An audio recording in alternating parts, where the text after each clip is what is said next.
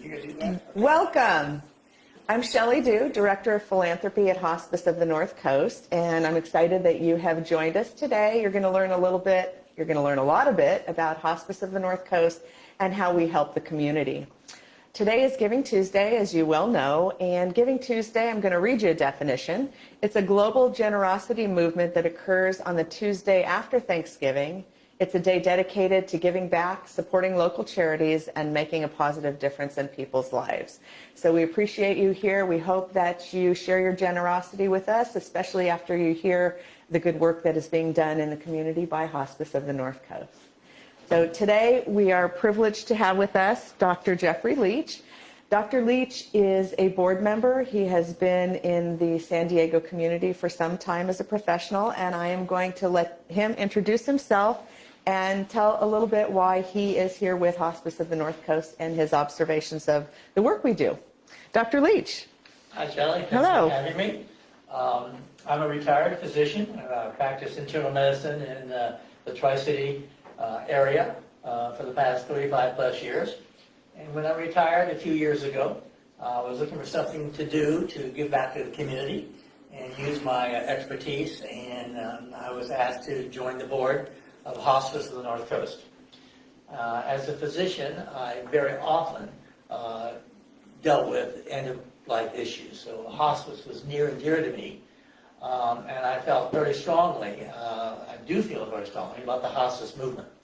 And I particularly feel strongly about nonprofit hospices, which Hospice of the North Coast is. Any income and profits that this hospice makes goes back into caring for people.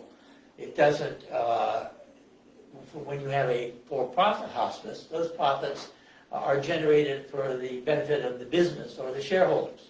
A nonprofit hospice sends everything back to the care for the patients that we deal with. And let me jump in real quick. And that we depend a lot on the generosity of the community, and where those donations go, people often ask. But it is the unfunded programs that Dr. Leach is going to talk a little bit about, where your dollars go. And we use that to create new programs that other hospices aren't doing. We improve what we've got going. We provide education to our staff. So just wanted to throw that in there, remind everybody where the support goes, and tell me a little bit about your observations with our programs, with what we do that's different than some of the other hospices. Shelley, I think there are three major things that Hospice of the North Coast does that is unusual and you won't find in other hospices. The first and major one in my mind is Pacifica House. Pacifica House is an inpatient facility for end-of-life care. It is not uncommon for patients in the very last few days of their illness to have symptoms that are almost impossible to control at home, whether it be pain or shortness of breath or dehydration or any of a number of things. The caregiver at home, for people who may not realize it, is that hospice is an organization and a movement that helps people stay at home in their end-of-life days. But there are times when it is impossible to care for those patients at home. Hospice of the North Coast is the only hospice that has an inpatient facility in North County. Mm-hmm. So that is a very important part of what we do. The second thing that we do that other hospices don't do to the extent that we do is a program called palliative care. Palliative care is completely unfunded by the federal government or by other organizations. It is a situation where a patient may have received a diagnosis of chronic progressive illness, but they either haven't progressed to the point that they meet criteria for hospice, or spiritually and emotionally they haven't come to the point where they feel that they want to join a hospice. But they still need care. Mm-hmm. We have a physician, we have a nurse practitioner that will go out and provide care to those patients completely unfunded. We don't get any billing from anybody. We can't bill the patients, and Medicare doesn't pay for this. but it's a program that we feel strongly needs to be in the community. And because we're a nonprofit hospice, and because they're part of this community, we feel it's part of our mission. Yeah. Well, and it's hard for people to talk about hospice. I think death, dying, end of life. How I'm throwing you a curveball here. How have you been able to broach that subject with people to make it less scary? I mean, we the fact is we're all not getting out of here alive, right? We're going to live a life. We want, as a hospice, to make it the most dignified end-of-life experience that a person can have. As a physician, is it difficult to have these conversations with people who are diagnosed? I think as a physician, you must understand that part of your job is to take care of the patient all the way through their life. Mm-hmm. Not just when they have a cold, not just when they have an earache, not when you can cure something easily. Yeah. But I think my experience has been is simply getting a nurse or an intake worker from a hospice to come out and talk to the patient. The patient may not know what hospice is. The patient's family may not know what it is. I've got a personal experience where I had a colleague of mine who I knew very well, who had a terminal end-stage illness. And even though he was a physician, he was not very up really on hospice. Yeah. His wife was a nurse. She didn't really know much about hospice. So I said, do me a favor. Let me have our hospice come down and talk to you. They were overwhelmed with gratitude. They came on our service, and he was cared for. So I think hospice, if you let them in to your home and explain to you what it's all about, it's self-explanatory. Oh, thank you. I appreciate that. Well, and that's going to be a good segue. Oh, did you want to talk about our global partnership? I do. Yeah, I almost forgot it. But wait, there's more. Another program at Hospice of the North Coast that I tell you is truly unique to other hospices, and that is our global partnership. Thank you, Shelley. That was the third thing I wanted to bring up. We support a palliative care hospice program in Malawi, a small, the poorest, I think, country in Africa.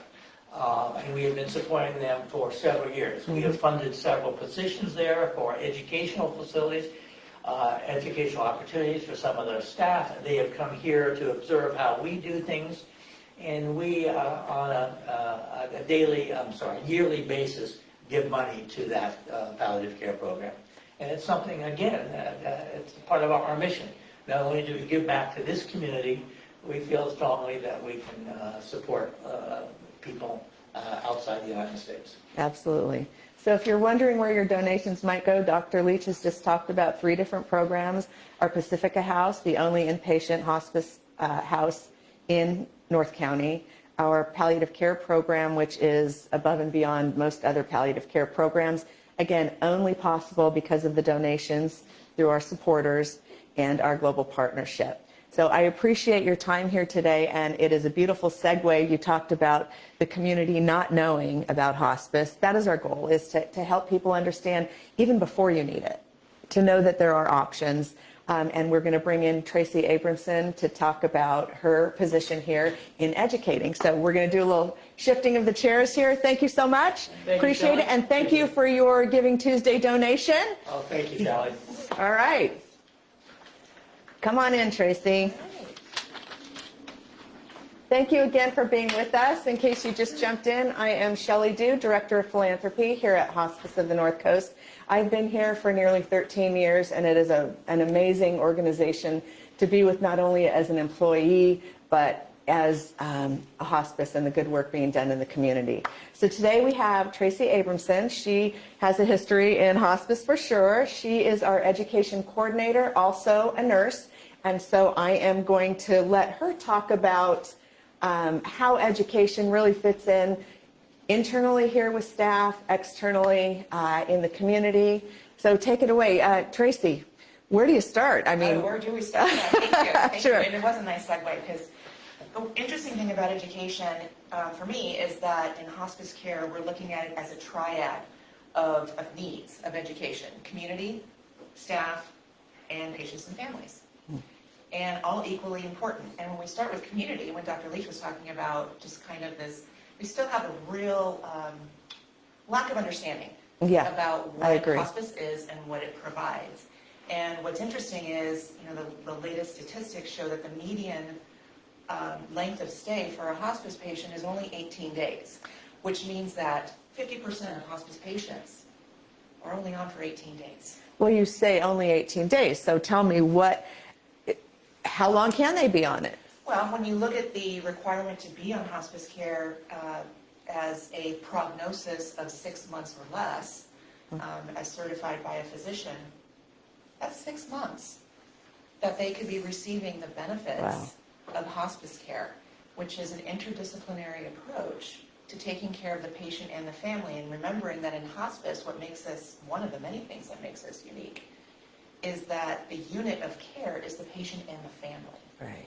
So imagine if they were on for a longer time, the benefits that they would receive from having a physician or nurse practitioner, registered nurse, social worker, a spiritual counselor, a home health aide, a volunteer, all these different modalities that could be provided to them if they had an understanding of when they would qualify to be on hospice.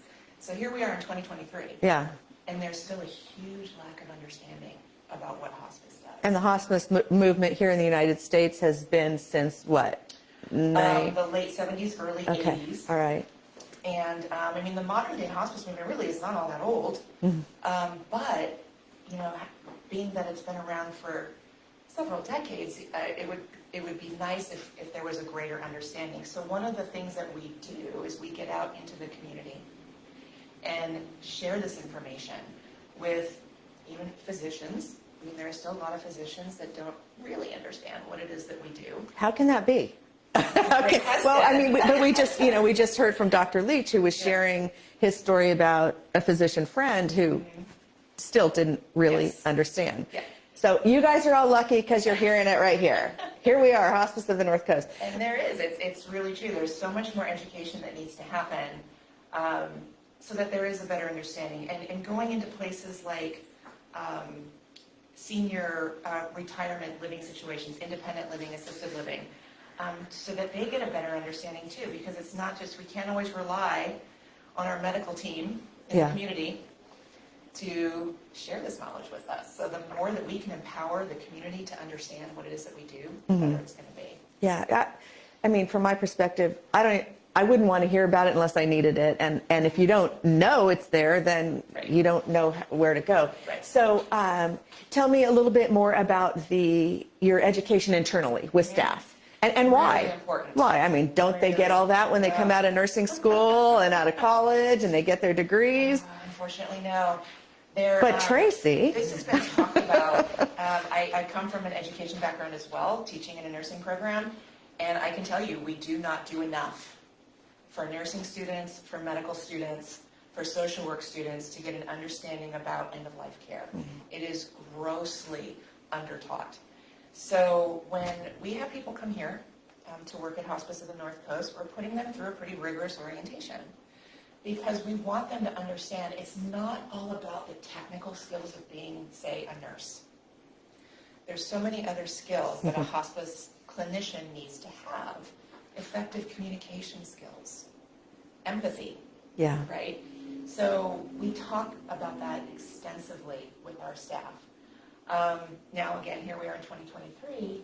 Innovation is such a huge term that we have an opportunity here to incorporate innovation into our practice. And that's a vision that we have in the education department, is to be innovative. And how can we look at that differently and make learning interesting and fun at the same time? Well, I will say my 13 years here, we haven't stuck with, we've done it this way, so we're going to continue to do that. So that innovation is really important.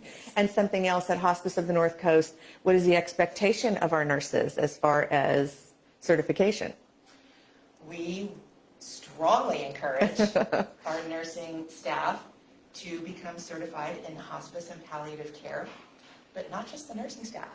There's a social work certification, there's a chaplaincy certification, home health aide certification. So that just gives that little extra bit of really credibility to our staff that we know what we're doing when we're caring for patients. Well, and as a layperson, I wouldn't know that. I wouldn't know about the certification.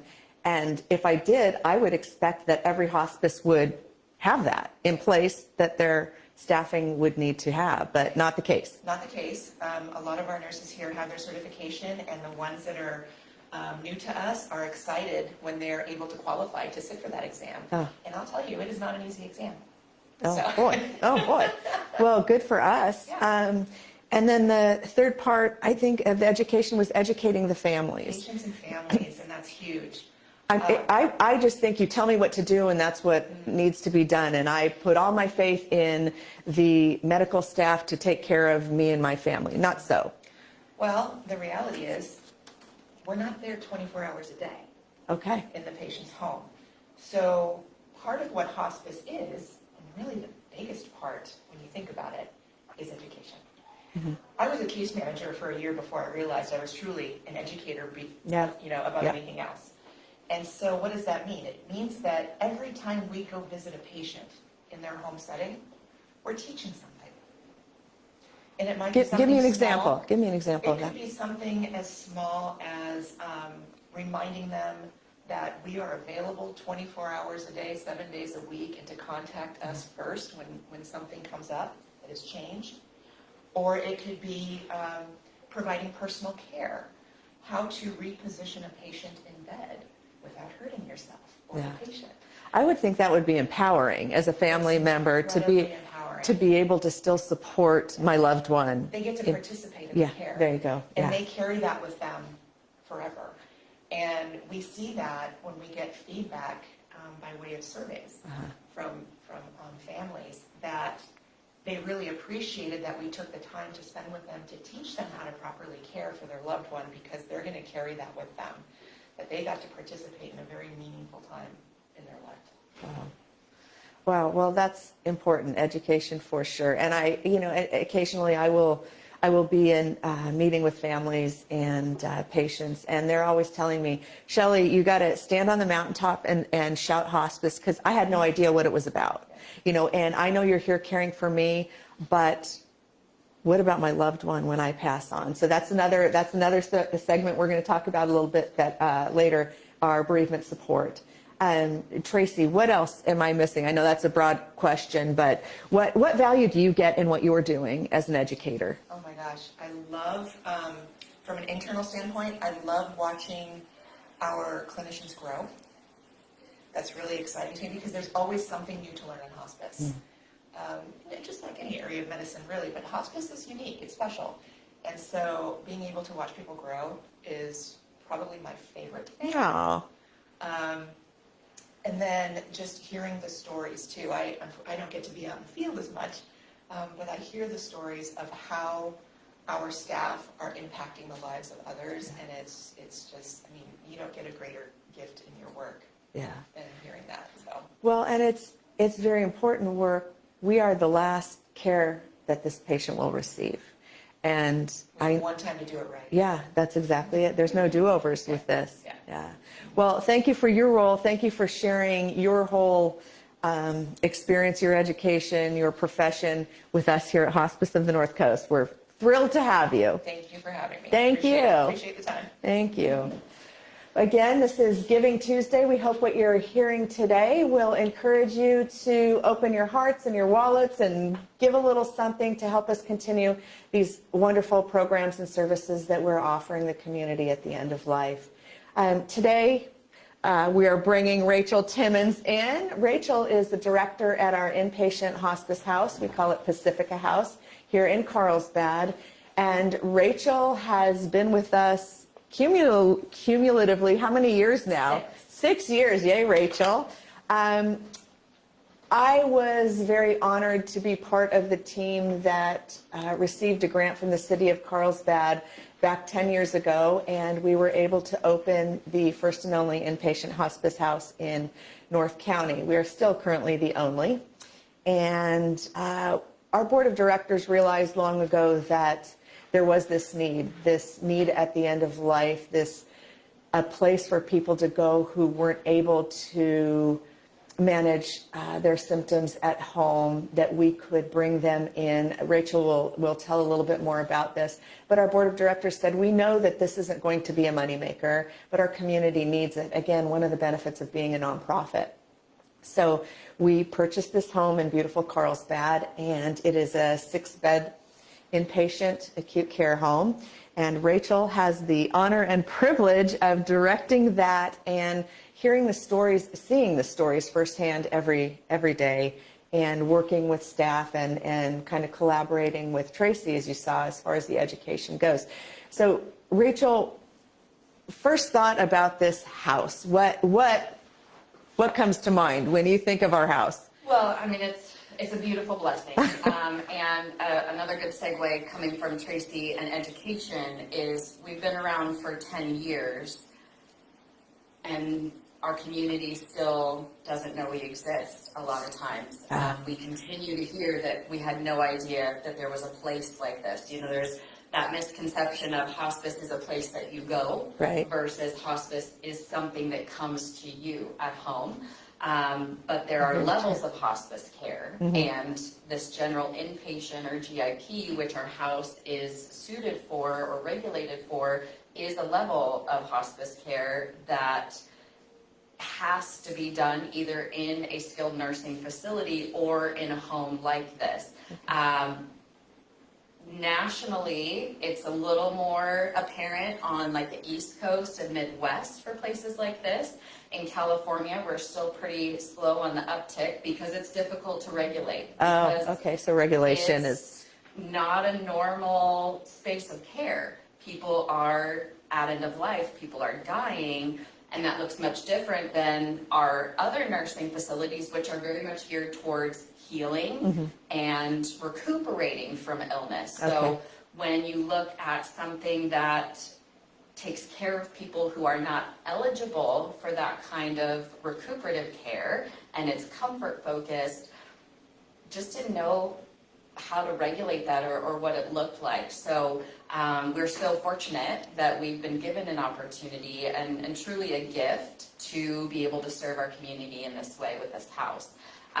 What it means is it's not a long-term. People can't live there, which is also a big disappointment to some people. Yeah. Right, well, I'm going to jump in here. I remember bringing people through the house before we were actually serving patients, and they would talk about, oh, my mom might need this one day, can I get put on a waiting list? But that's not how it works. No, it is truly based on symptom need. So the qualifications are specific to the patient needing a registered nurse in their skill set, in their ability to assess what's happening and to work with a physician to change medications and a treatment plan to bring symptoms under control at a manageable level so that patient can actually return to either home or wherever they called home to continue to receive hospice care. So we function kind of like an acute hospital setting. Okay. But we're in a beautiful home. Yeah.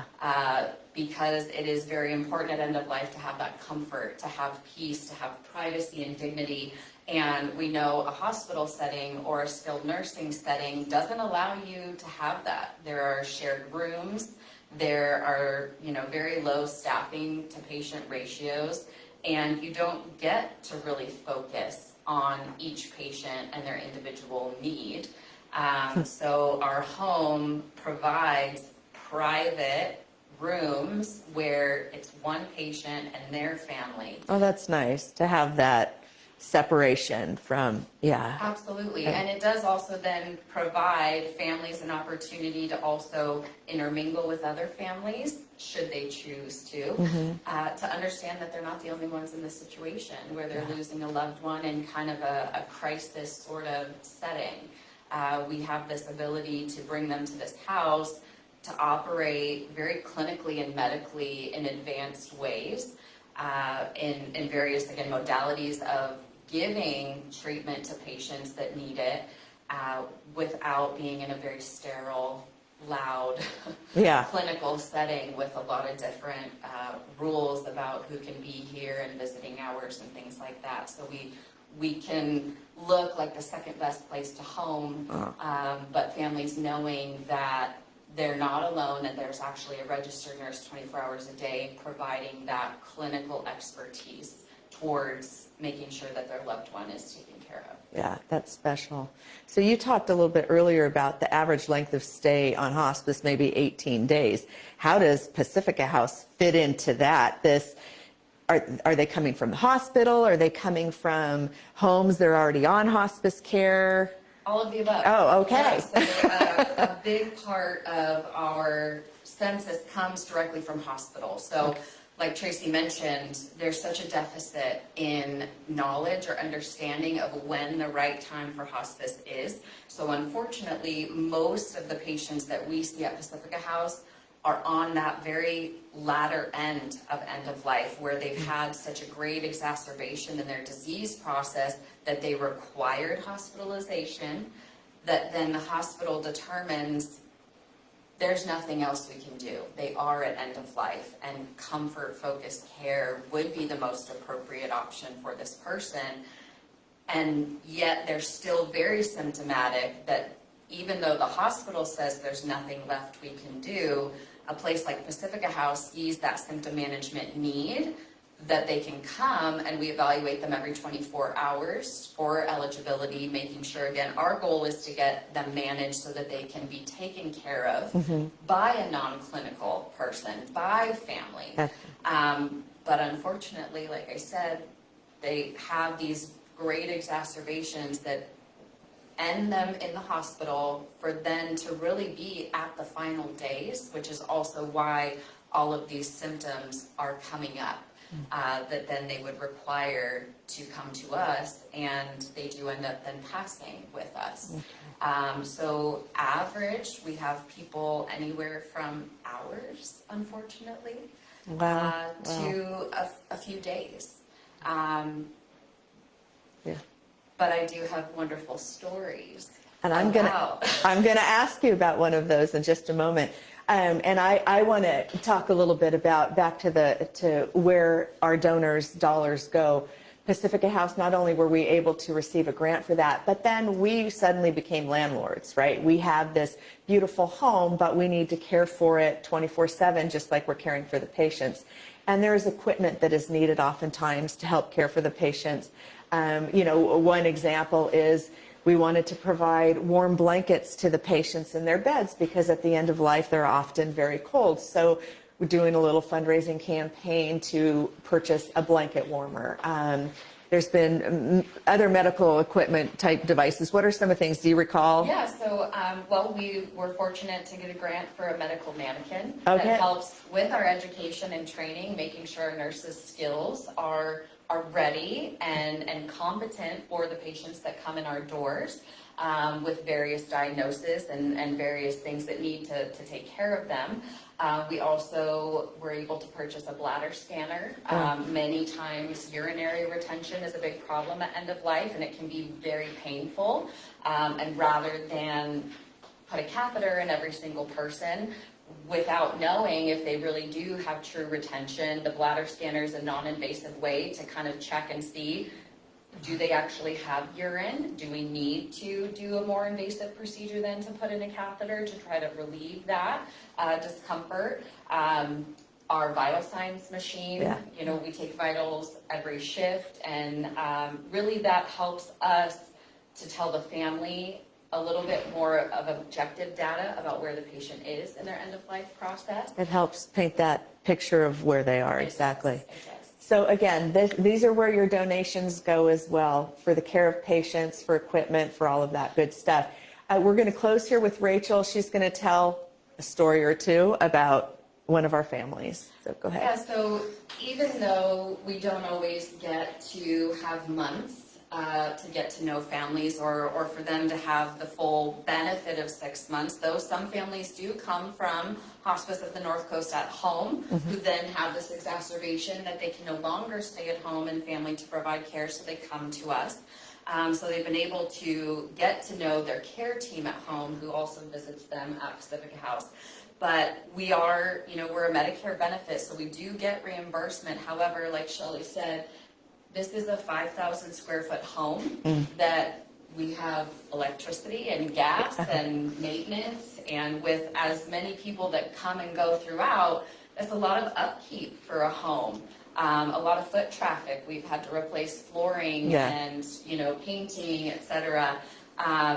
So little did I know that I would be a nurse homeowner as well. But all the funds that we get from insurance do not cover, what Pacifica House is able to provide. And we also have this opportunity as a nonprofit to extend the access to Pacifica House to people who are unfunded.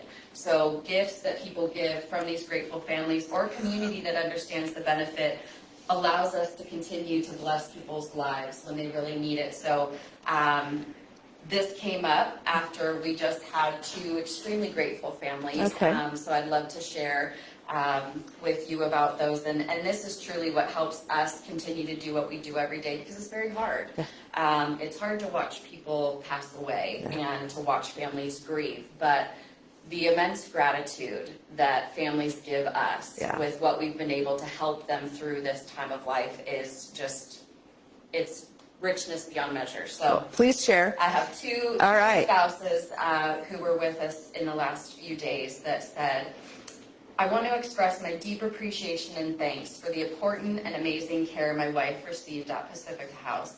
It is impossible for me to single anyone out for outstanding service and care, because each and every member of your staff that I was in contact with exceeded any expectation that I may have had.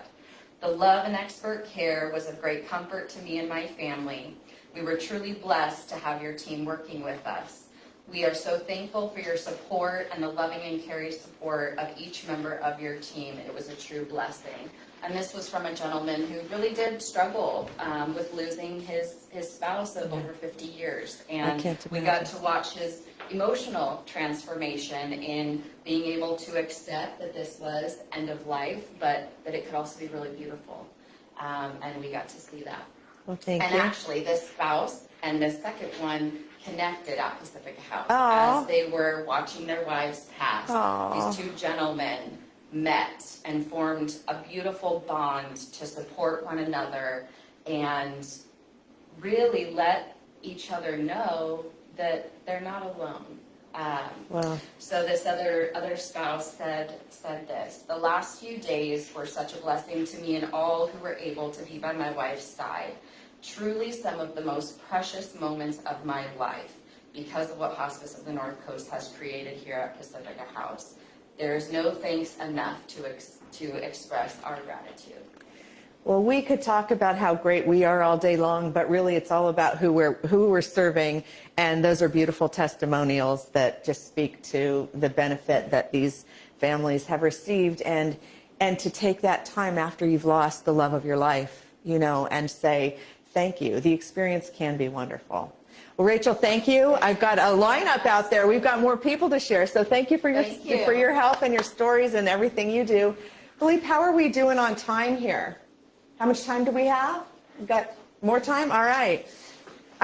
So thank you again. I am going to bring in next Stacy Maxa. Stacy Maxa is also a board member. And hello. And what's unique with Stacy, not only is she a board member, but she used to at one point work for Hospice. Stacy, tell me a little bit, just real quickly, what your position was when you were a staff member at Hospice. Absolutely. I was the director of finance, so handled financial reporting and analysis and risk management, and that's all that good stuff. All of that. And yes. now you're on the board, so I'm just going to kind of brag about us a little bit. Somebody who's in finance can select any nonprofit that they want to work in, and you have seen what our financial situation has been over the years and how we've progressed. And as a board member, you're really fiscally responsible, right, for this organization. Absolutely. And so tell me a little bit about your faith in us, in what we're doing and the growth that you've seen us do. And I'm saying this, I'm bringing in this financial piece because, again, it's Giving Tuesday. You have many organizations that you can choose to donate your money, and we want you to understand the good work we're doing and where the money goes, and that we are going to use it responsibly. So there's my lead in, Stacy. Thank you. So yes, having spent time at Hospice of the North Coast as the Director of Finance, I know this organization well, and I also know the things that have been done in this organization for fiscal accountability and responsibility. This is a hospice with a huge heart, but it's also a hospice that's responsible and competent. There is fiscal oversight and responsibility, and so much so that the hospice can deliver programs and services that are unfunded from Medicare insurance companies because of the responsibility that the organization runs very operationally very solid. And so I know that you've worked at 2 different nonprofit hospices here in North County, and why did you select this one to be on the board? Sure. I selected this one. I was asked by a former board member to step into the board. I'd worked, I think there was a 5-year absence from me, ending my stay as Director of Finance and coming on as the board, but I selected this organization because of the competent, compassionate care that it gives to individuals and families. This is a solid organization, and it's near and dear to my heart. I have such faith in this organization. They do that good, hard work and really support the community of North Coastal San Diego County. Well, and I will say, when I started here 13 years ago, our bank account was a little different, as you can imagine, right? I think there was one point where we were dependent on our resale shop to make payroll and keep the lights on and all of that. Well, obviously things have changed. We now operate, as you've heard, are the only inpatient hospice house in North County. We have our global partnership. We have our bereavement support, which we haven't even talked about yet, but that is coming. And just so many different programs. To be an employee here, the benefits are wonderful. The education is good. We provide good care, and I'm so proud. I know that not only are you here volunteering your time, but you are a financial supporter of our organization as well. And so, if that isn't testimony to what we're doing here and the faith that you can have in us, I don't know what is. So I hope again that there's something we're talking about today that really pulls on your heartstrings, and that you are willing to support for us today on Giving Tuesday. Stacy, is there anything else that you want to share? Or, I mean, I know I'm putting you on the spot here, but I appreciate you talking from the financial aspect of things. Yeah. Let's see. What else do I want to share about this organization? I know you love pet therapy. I love pet therapy.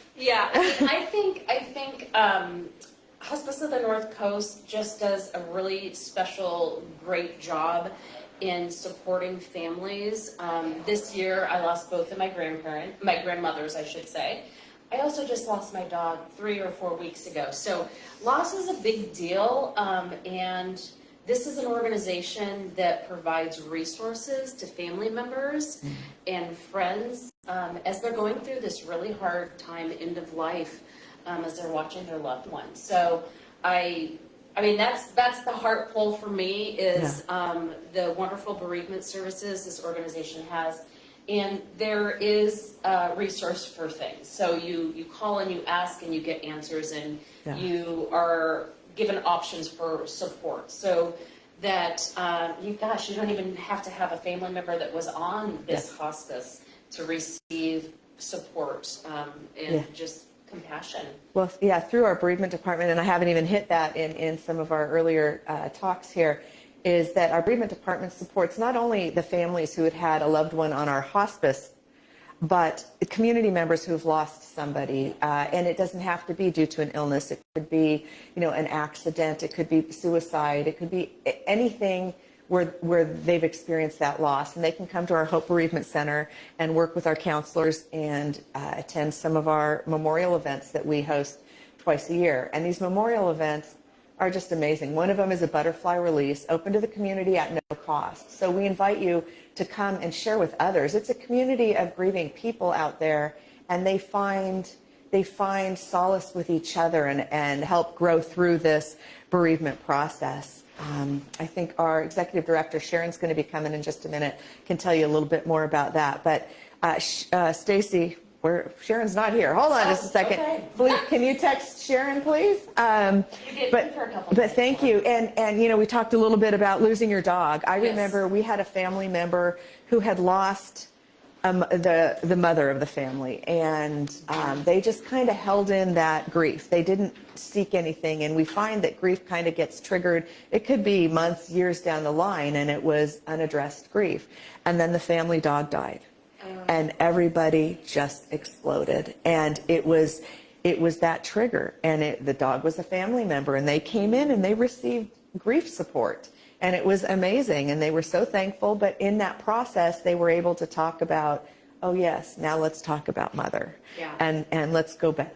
Let's go back. There takes you back to where it all started, Yeah. and working through it. That's what's so great is that there's opportunities and there's support in this organization, and they just, they will help you in need. Well, thank you for Thank you. sharing, and thank you for your support. And we hope you'll support too on Giving Tuesday. Yes. There should be a link for you to click on. And now I'm going to introduce Sharon Lutz. She's our executive director. Come on in, Sharon. This is Sharon. Sharon, how long have you been with our organization now? Oh, it'll be 13 years. Woohoo! So Sharon is the one that makes it all happen. She's a fantastic leader. She's about supporting staff. And I always say, if there's a decision to be made, it's not about the bottom line of the dollar. It's what's the best thing for this patient or their family. So Sharon, tell me a little bit, just talk to me about end of life and what moves you to do what you do here. You know, there's multiple reasons that I think our end of life is so important. Is that one, and I'm going to speak to our bereavement coordinator, Jim Reiser, who started a presentation with, there's only one way out of here, and that's we're all going to die. And, I think that often in this country we don't want to talk about end of life, and yet we're all going to experience it. We all have the opportunity to plan it and to make it the best end of life we can make. And so I am passionate about, one, that families engage in talking about it. Today is Giving Tuesday. A gift you can give to your family is to be prepared. Yeah. What do I want? Do I want heroic measures? What's my advance directive? All of those things play a part of how we approach that end of life. I've always spoken to the fact that there are no borders with end of life. Hence, we support a palliative program in Coma, Malawi, because they also experience end of life, and they don't have the same healthcare system or the advantages we have here to really practice a good end of life. Currently, only 47% of Americans choose hospice at their end of life. Do you think it's because the others don't want hospice, they don't understand hospice, or they don't know about hospice? I think it's a mixture of all of Okay, it. all And right. I think that when people go into hospitals, I think they still are under the old impression that the physicians in hospitals will see me to my last breath. And those physicians aren't there for that anymore. Physicians today have resources to provide a better end of life than to die on a ventilator in the ICU. Yeah. Well, I know personally, if it were me or my loved one, I would want to be at home in familiar settings, surrounded Right. by my loved ones. And if I couldn't be there, we talked about Pacifica House, Right. right? But the hospital serves a purpose. The hospital serves a purpose, and certainly when you are in curative treatment, hospital is where you want to be. That's how they have been educated, and that's where their expertise and knowledge is curative, and helping us, get past those disease processes that probably aren't going to take our lives. But once we get to that, then there's lots of other opportunities. And I think us as a hospice organization and being a nonprofit, we get the luxury, and I call it a luxury, to go out and to educate not only our community, but faith communities, schools, anything you can think of that's an institution that will participate in people's end of life. And so senior centers, all kinds of opportunities in the community. And then obviously our patients and families, once they have been given that information that they are indeed in a terminal phase of prognosis. Yeah. Well, I mentioned earlier, it's scary for people to talk about death. And yet we're all going to face it. Mm-hmm. So I think what Sharon's saying, and Tracy as well earlier, even Rachel, is we're trying to help educate, but call, ask, do the homework ahead of time. I know around the holidays when you're sitting around with family with family, talk about what your wishes are going to be. Do you have a trust set up? Do you have financial, medical decisions? And just having that so it's no surprise later on where there's people having to make very tough decisions. You get to decide your own end of life, right? Exactly. I promised them we'd talk a little bit more about our Hope Bereavement Center. I touched on it a little bit, but tell me, why our Hope Bereavement Center? What do we do that is so above and beyond? One of the things that has been a differentiator with other hospices in this country is that when you have a patient who expires, the Medicare benefit payment stops. And so a lot of people or other hospices, organizations, see then that they have become unfunded. But that family member, that care extends for 13 months. So let's say I've been married 56 years and my spouse passes, and I'm having a really tough time accepting that. We as a hospice have agreed, as part of those conditions of participation to Medicare, that we will extend bereavement services to that family member for 13 months. So 13 months following the passing of the loved one. Exactly. And what do those services entail? Are you required to do anything in particular? All you're required to do is to send out some sort of educational information, and so a bereavement pamphlet, so to speak, goes out once a month, and that's pretty much standard across the industry, is for 13 months you will receive information that tells you how to get through the holidays, maybe how to access resources if you need financial support as far as how to manage bills, those things that maybe somebody needs. A lot of information about grief and loss. But that also happens, but we also offer one-on-one counseling through a bereavement program, group grief groups, walking grief groups. One of the things that psychiatrists and social services has recognized in our industry is that when people move, it helps them to create endorphins that help people verbalize what's really painful for them. And so we found that through walking groups, and they're guided walking groups where there's questions asked at intervals and time for response, is that it's a good way to process that loss. Plus they meet a new friend in the walking group, and now they've got somebody one-on-one. They can pick up the phone and say, I'm having a really bad day. I'm missing my spouse so much I can't stand it today. And they have an opportunity to talk about it.